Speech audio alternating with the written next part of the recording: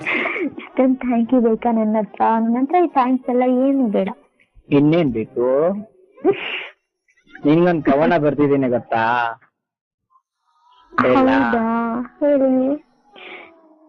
ಸಮುದ್ರದಲ್ಲಿ ನೀರಿರುವವರೆಗೂ ಮೀನ್ ಸಾಯಲ್ಲ, ಹಾ. ನನ್ ಲೈಫಲ್ಲಿ ನೀನಿರುವವರೆಗೂ ನಾನ್ ಸಾಯಲ್ಲ. ವಾವ್, ಎಷ್ಟು ಕ್ಯೂಟ್ ಆಗಿದೆ. Thank you.